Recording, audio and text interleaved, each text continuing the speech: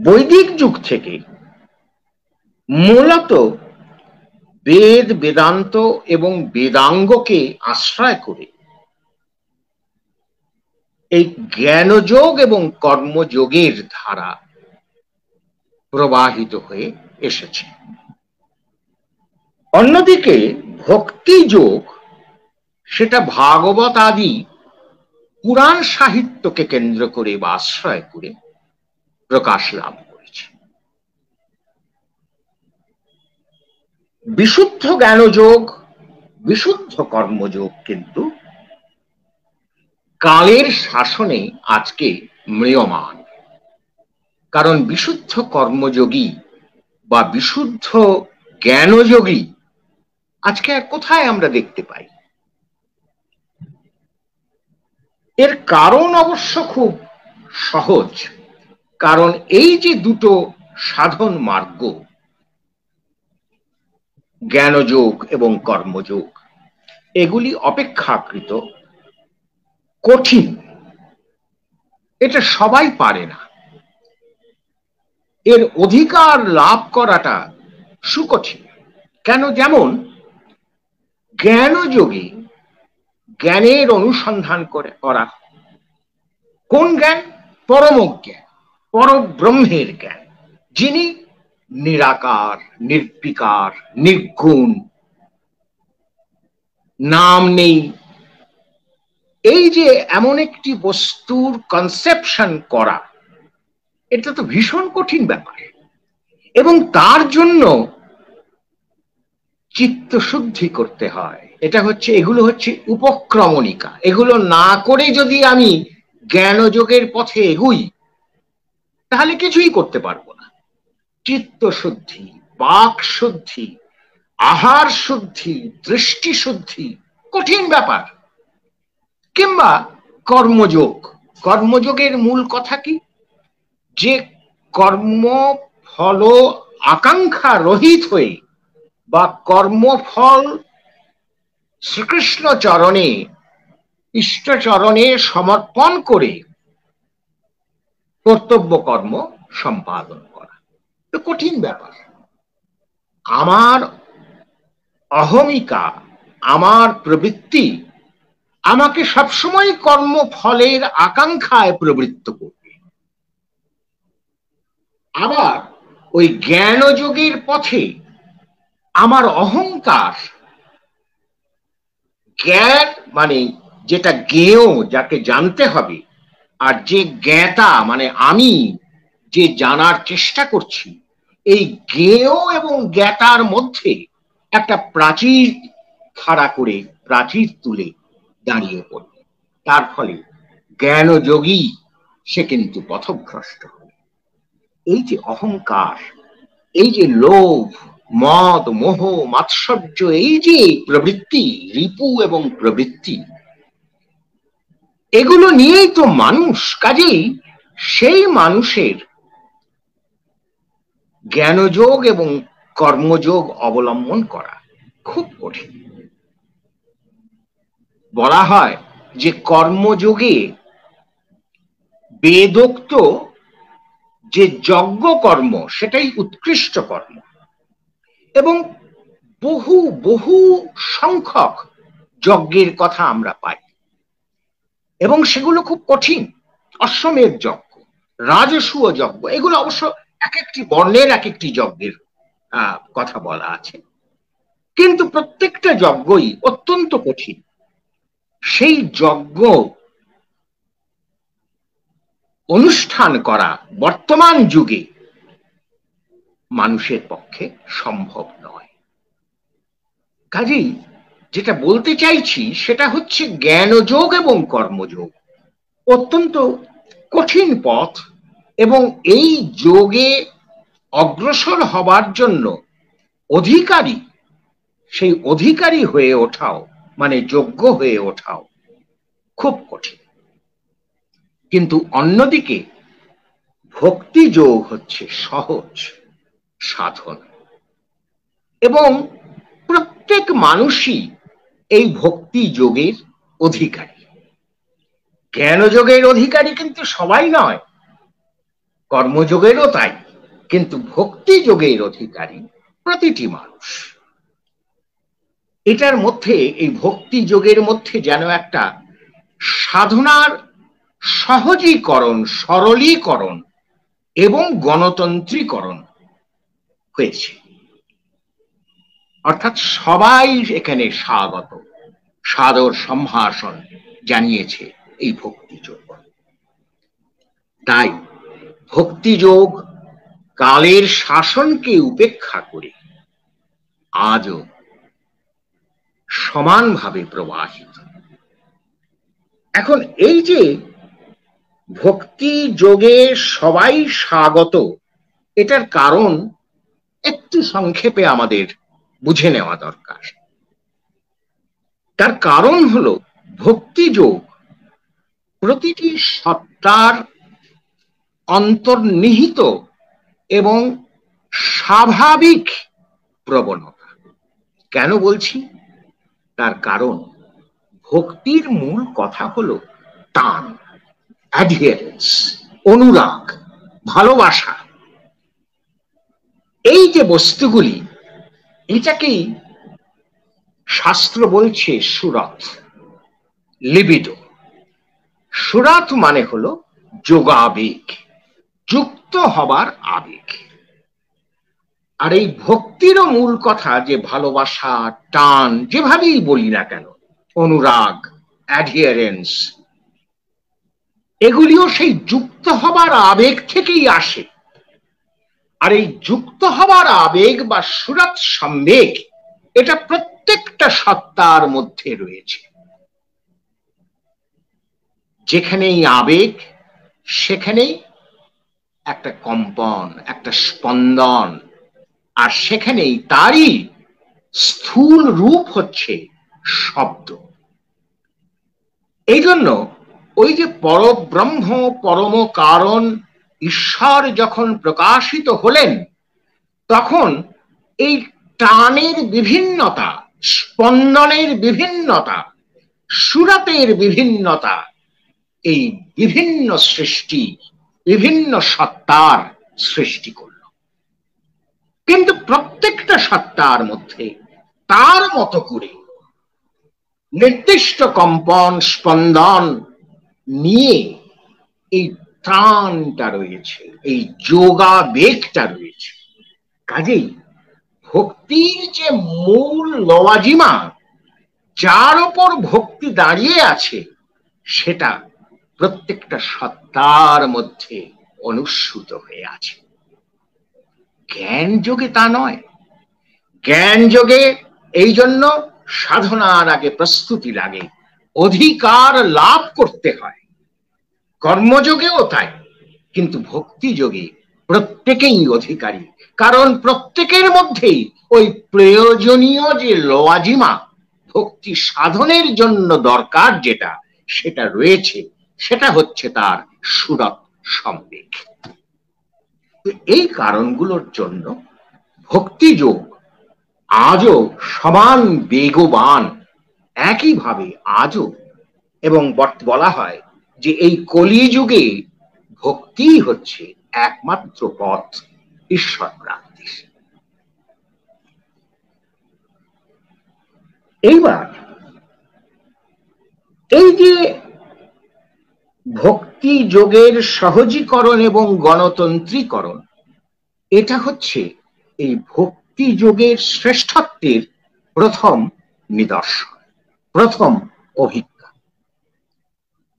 এই যে ভক্তি যোগ, সেটা আমরা প্রথমেই বলেছি যে অবতার পুরুষোত্তমকে কেন্দ্র করে এই ভক্তি যোগের বিকাশ হয়েছে। প্রত্যেক অবতার পুরুষোত্তমই ভক্তির উপরে জোর দিয়েছেন। তারও কারণ আছে। কারণ জ্ঞানযোগের লক্ষ্য বা উপাস্য কি? নৈর্ব্যক্তিক পরব্রহ্মের জ্ঞান। এটাই তো আমরা চাই, এটা এই দিকেই আমরা এগোব। এই হচ্ছে উপাস্য, এই হচ্ছে আমার লক্ষ্য জ্ঞানযোগের। কর্মযোগের উপাস্য বা লক্ষ্য কি? কর্মফল আকাঙ্ক্ষা রহিত হয়ে কর্তব্য কর্মের নিষ্পাদন। এটাই আমার উদ্দেশ্য, এটাই আমার লক্ষ্য। আর ভক্তি যোগের উপাস্য কি? একজন রক্ত মাংস সংকুল প্রিয় পরম এবং তার প্রীতি ও তৃপ্তি উৎপাদন, এই হচ্ছে ভক্তি যোগের লক্ষ্য বা ভক্তি যোগের উপাস্য। সেই জন্যই একজন প্রিয় পরম কাউকে দরকার। ঠাকুরের কথায় শ্রেয় প্রেয় প্রবর একজনকে দরকার, অর্থাৎ ইষ্টকে দরকার, সদ্গুরুকে দরকার, যাতে আমার এই সত্তার যে সম্বেগ, সুরত সম্বেগ, আমার টান, আমার ভালোবাসা, আমার অনুরাগ, যাতে আমি ন্যস্ত করতে পারি। অর্থাৎ একজন মানুষ ভগবান দরকার, আর সদ্গুরু দরকার। আর এই মানুষ ভগবানই বলি, সদ্গুরুই বলি, প্রিয় পরম বলি, কে হতে পারেন? একমাত্র ওই পুরুষোত্তম। এই জন্যই পুরুষোত্তমকে কেন্দ্র করে ভক্তি সাধনা একেবারে ময়ূর পুচ্ছ তুলে এগিয়ে চলেছে, সেই শ্রীরামচন্দ্রের যুগ থেকে শুরু করে আজকে শ্রী শ্রী ঠাকুর অনুকূল চন্দ্রের যুগ পর্যন্ত।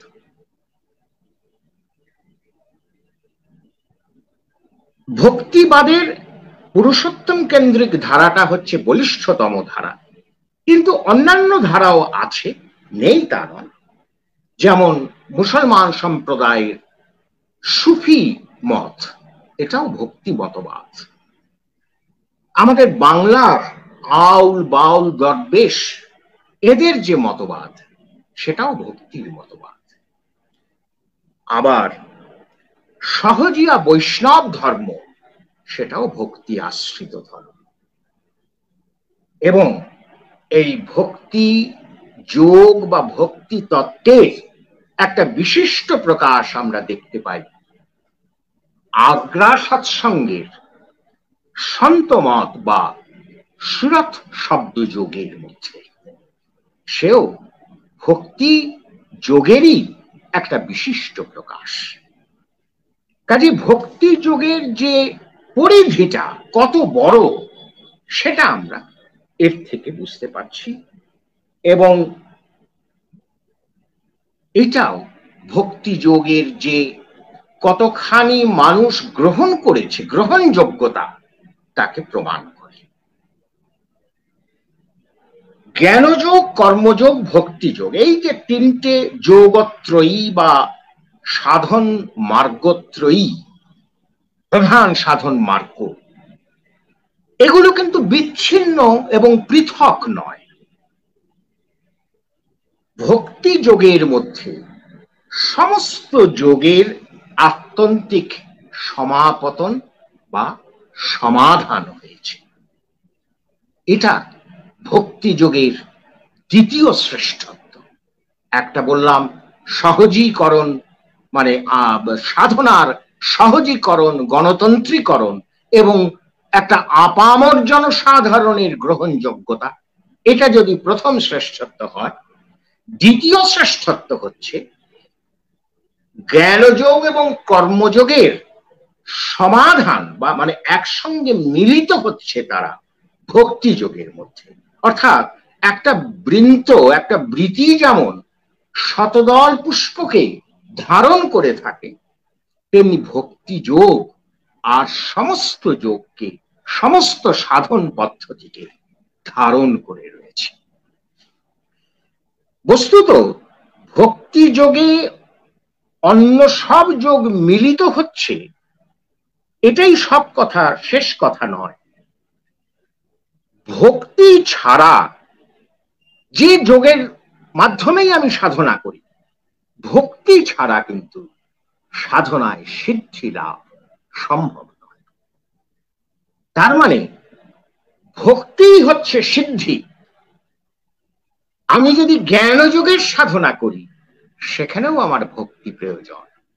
না হলে ওই যে বলছিলাম, অহংকার এসে আমাকে ডিরেইল করে দেবে, আমার পথ থেকে আমাকে বিচ্যুত করবে। কর্মযোগ যদি করি সেখানেও ভক্তি দরকার, না হলে আমার যে প্রবৃত্তি, লালসা, লোভ, এগুলি আমাকে কর্মফল আকাঙ্ক্ষায় প্রবৃত্ত করবে, অর্থাৎ কর্মযোগ থেকে আমাকে নিবৃত্ত করবে। কাজেই যাই করো, ঠাকুর বলছেন যাই করো আর তাই করো, যে যোগী অবলম্বন করো না কেন, ভক্তি ছাড়া মানুষের গতি নেই। ভক্তি আমাদের একমাত্র সম্ভব, এটা ঠাকুরের কথা।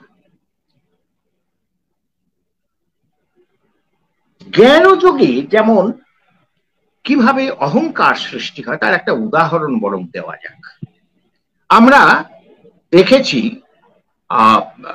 শ্রী চৈতন্য মহাপ্রভুর জীবনে, তিনি যখন উৎকলে গিয়েছিলেন, উৎকলে তখন এক মহাপণ্ডিত ছিলেন সার্বভৌম ঠাকুর। তিনি বেদান্তের একজন অথরিটি। তো তার সঙ্গে যখন কথা হচ্ছে, সার্বভৌম ঠাকুর দেখলেন যে এই যে নবীন সন্ন্যাসী, তিনি বেদান্তের কিছু জানেন না। কারণ সার্বভৌমের মতে বেদান্তে কোন যারা বেদান্তবিদ, যারা সেই নিরাকার, নির্বিকার, নির্গুণ ব্রহ্মকে জানেন, তাদের দয়া, মায়া, কোন চিত্ত বিক্ষেপ, এগুলো কিচ্ছু হবে না। কারণ একটা সমত্ব এসে যাবে তাদের চিত্তে, এবং তারা নৃত্য, গীত ইত্যাদিতে নিযুক্ত হবে না। কিন্তু দেখছেন যে এই মহাপ্রভু চৈতন্যদেব, তিনি নৃত্য গীত করছেন, হরি সংকীর্তন করছেন। আর যখনই কোনো অসহায়, রোগগ্রস্ত, ক্ষুধার্ত মানুষকে দেখছেন, তখনই তাদের সেবায় এগিয়ে যাচ্ছেন। এটা তো বেদান্তের লক্ষণ নয়। তখন শ্রী চৈতন্যদেব মহাপ্রভুকে সার্বভৌম ঠাকুর বেদান্তের শিক্ষা দিলেন। মহাপ্রভু তারপরে বললেন যে তোমার এই বেদান্তের ব্যাখ্যা ভুল। অবাক হয়ে, কারণ তিনি দিগ্বিজয়ী পণ্ডিত সার্বভৌম, তিনি বললেন তুমি কি করে বলছো আমার বেদান্ত ব্যাখ্যা ভুল? তখন চৈতন্যদেব বললেন যে তুমি বেদান্তের মায়াবাদী ব্যাখ্যা দিচ্ছ। মায়াবাদ বলছে ব্রহ্ম সত্য, জগৎ মিথ্যা। এটা ভুল ব্যাখ্যা। শ্রী ঠাকুরও তাই বলেছেন। জগৎ মিথ্যা হবে কেন? জগৎ তো ব্রহ্মেরই একটি প্রকাশ। কাজেই ব্রহ্ম যদি সত্য হয়, জগৎও সত্য। তবে জগৎ জগৎ রূপে সত্য নয়, ব্রহ্ম রূপে সত্য। এইভাবে ওই আমাদের সার্বভৌম ঠাকুরের চোখে ঠুলি সরে গেল। যে বিশাল অহংকার, আমি দিগ্বিজয়ী পণ্ডিত, সেই অহংকার তাকে সত্যে পৌঁছুতে বাধা দিয়েছিল। সেই অহংকারটা সরিয়ে দিয়ে শ্রী চৈতন্যদেব তাকে সত্যে উপনিষন্ন করে তুললেন। তাহলে শ্রী চৈতন্য অর্থাৎ একজন প্রিয় পরম, তার প্রতি কিন্তু সার্বভৌমের ভক্তি না এলে এই অহংকার দূর হতো না। এবং তিনি জ্ঞানমার্গী, জ্ঞান মার্গে তার কিন্তু সত্য দর্শন হতো না। আবার কর্মমার্গী ভীষ্ম, মহামতি ভীষ্ম, তিনি কর্মমার্গী। কিন্তু দেখুন, কর্মমার্গে তিনি তার নিজের প্রতিজ্ঞা রক্ষার একটা কুহকের মধ্যে পড়ে তিনি কিন্তু আটকে গিয়েছিলেন। তার কর্ম বিশুদ্ধ কর্ম থাকেনি। কেন?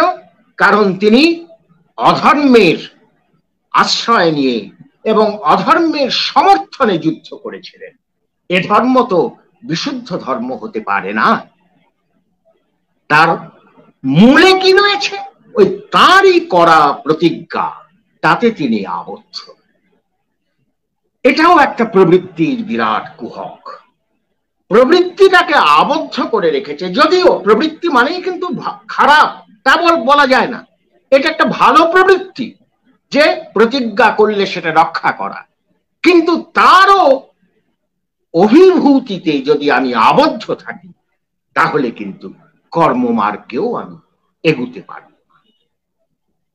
এই জন্যই জ্ঞান মার্গ, কর্মমার্গ, ধ্যান মার্গ, সন্ন্যাস মার্গ, যে যোগেই আমি সাধনা করি না কেন, ওই ভক্তি যোগ না থাকলে সঙ্গে কোনো সাধনাই সিদ্ধ হতে পারে না। সেই অর্থে যদি আমরা বলি তাহলে জ্ঞান যোগ মানে আসলে বলা উচিত বা হওয়া উচিত জ্ঞান ভক্তি বা জ্ঞান মিশ্র ভক্তি, ভক্তি মিশ্র জ্ঞান। কর্মযোগ মানে কর্মভক্তি, এছাড়া কিন্তু আমাদের সাধনায় সিদ্ধি সম্ভব নয়। অভিযোগের কি বলে ভক্তি যোগের শ্রেষ্ঠত্ব, এটা গীতার 12 অধ্যায় ভক্তি যোগে খুব সুন্দর করে বর্ণনা করা হয়েছে। যদি সময় পরে পাওয়া যায় আমরা সেই অংশটুকু পাঠ এবং আলোচনা করব। এইবার আমি দ্বিতীয় পর্বে আসি। ভক্তি কি? ভক্তির প্রকৃত ভক্তির লক্ষণ কি? পরাভক্তি যাকে বলে, পরাভক্তি মানে পরম ভক্তি, যেখানে নিখাদ ভক্তি, নিখুঁত ভক্তি, তার লক্ষণ কি? ভক্তের লক্ষণ কি? এবং ভক্তি আসবে কিভাবে? ভক্তি কি সে বিষয়ে গীতায় বলা হয়েছে, অনেক কথাই বলা আছে। তার মধ্যে ওই ভক্তি যোগে ভগবান শ্রীকৃষ্ণের যে প্রথম বাণীটি, সেটি আমি বলছি। মজ্জাবেশ্য মনো ইয়ে মাং নিত্যযুক্তা উপাসতে শ্রদ্ধয়া পরয়োপিতাস্তে মে যুক্ততমা মতা। মানে যাহারা আমাতে মন নিবিষ্ট করিয়া নিত্য যুক্ত হইয়া পরম শ্রদ্ধা সহকারে আমার উপাসনা করেন, তাহারাই আমার মতে যুক্ততম অর্থাৎ শ্রেষ্ঠ সাধক। অর্থাৎ ভক্তই হলেন শ্রেষ্ঠ সাধক। এখানে এক তো ওই যে বলছিলাম ভক্তি যোগের শ্রেষ্ঠত্ব, সেটাও এখানে প্রমাণিত হলো। আর ভক্তি কি এবং ভক্তির চরিত্র লক্ষণ কি, সেই ব্যাপারটাও আমরা এখানে পেলাম। এই যে বাণীটা, তার মধ্যে নির্দিষ্টভাবে খেয়াল করুন, বলছেন যে আমাতে মন নিবিষ্ট করিয়া। মন যেখানে নিবিষ্ট করব, তার মানেই হচ্ছে সেখান থেকে মন আর উঠবে না, মন সেখানেই যুক্ত হয়ে থাকবে। কাজে ওই যে মন মনা ভব, আমাতে মন নিবিষ্ট করিয়া, তারপরে আরেকটি কথা লক্ষণীয়, নিত্য যুক্ত হইয়া, তার সঙ্গে মানে যাকে আমি ভক্তি করছি সেই প্রিয় পরম যিনি, সোজা কথায় সদ্গুরু বলছি এখন থেকে, সদ্গুরুতে আমার নিত্য যুক্ত থাকতে হবে। তার সঙ্গে যোগ মুহূর্তের জন্য ছেদন করা যাবে না, কাটা যাবে না। পরম শ্রদ্ধা সহকারে, এই আরেকটা লক্ষণীয় কথা। এবং তারপর চতুর্থ আরেকটি লক্ষণীয় কথা হলো আমার উপাসনা করে। এই আমার উপাসনা মানে আমার নিকটে উপস্থিত হয়ে, আসীন হয়ে, মানে আমার সন্নিকটে থেকে আমার ভজনা করে, আমার প্রীতি সম্পাদন করে, আমার সেবা করে, এই সবটুকু হলো ভক্তি যোগের উপাদান। শ্রী শ্রী ঠাকুর কি বলছেন? সত্যানুসরণ গ্রন্থে বলছেন, সতের নিরবচ্ছিন্ন থাকার চেষ্টাকেই ভক্তি বলে। আবার বলছেন, মূলের দিকে অনুরক্তি ভক্তি। তার মানে সৎ মানে যেটা অস্তিত্ব, সৎ মানেই হচ্ছে সত্তা বা অস্তিত্ব, সেই অস্তিত্বের প্রতিভু যিনি আমার সদ্গুরু, তাতে নিরবচ্ছিন্ন থাকার চেষ্টা করা, এই চেষ্টা করার মধ্যেই মন নিবিষ্ট করা, নিত্যযুক্ত থাকা এবং উপাসনা করা, এই সব কিছু এসে যাচ্ছে। কাজে খুব ছোট্ট একটা সংজ্ঞার মধ্যে ঠাকুর ভক্তির পরিচয়টা আমাদের দিলেন। সতের নিরবচ্ছিন্ন থাকার, এই নিত্যযুক্ত নিরবচ্ছিন্ন মানে তার মধ্যে কোনো ছেদ থাকবে না, নিরবচ্ছিন্ন থাকার চেষ্টাকেই ভক্তি বলে।